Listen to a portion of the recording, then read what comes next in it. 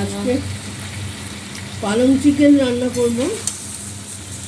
চিকেনটা একটু ভেজে নিলাম, এই আলুগুলো ভেজে নিয়েছি। এই পালং শাকটা একটুখানি কেটে নিয়েছি, এই তেজপাতা দিয়ে দিলাম, ওটা দিয়ে দিলাম।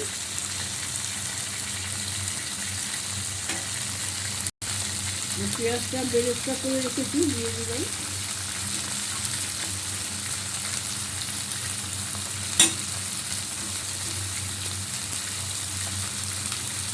হলুদ গুঁড়ো, লঙ্কা গুঁড়োটাই দিয়ে দিলাম।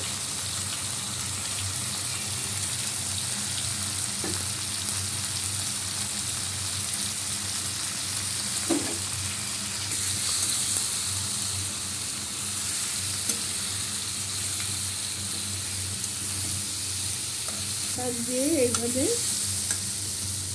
বানিয়ে নেবেন, খুব ভালো লাগে খেতে। পালং শাক দিয়ে শীতকালে এরকম চিকেন রান্না করে খাবেন, ভালো লাগবে। মেথি দিয়েও ভালো লাগে, আমি মেথি দিয়ে আগে দেখিয়ে দিয়েছি।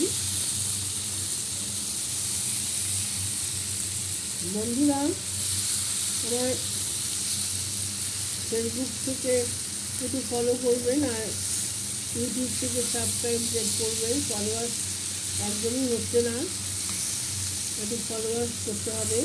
আপনারা একটু আমাকে শেয়ার করুন।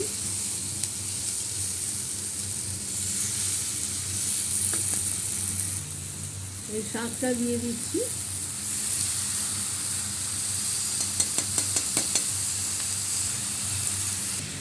বন্ধুরা, আমার কি সুন্দর কষানো হয়ে গেছে, দেখুন কি সুন্দর রং হয়েছে। আলুগুলো দিয়ে দিচ্ছি।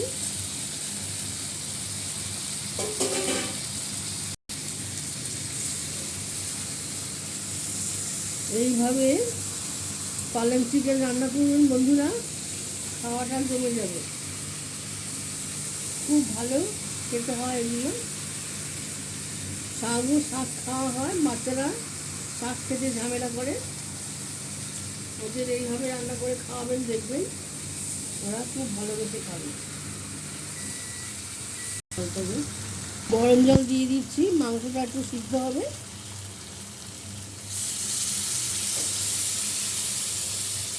বেশি জল দেবো না, একটু মাখা মাখা ঝোল করবো।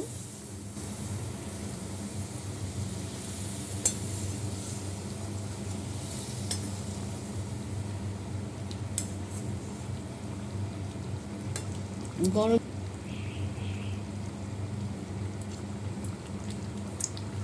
একটু জল,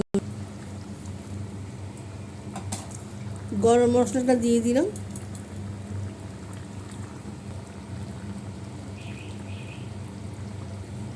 আমার রান্নাটা বানানো হয়ে গেছে বন্ধুরা, আমি এটা এখন ব্লগটা শেষ করলাম।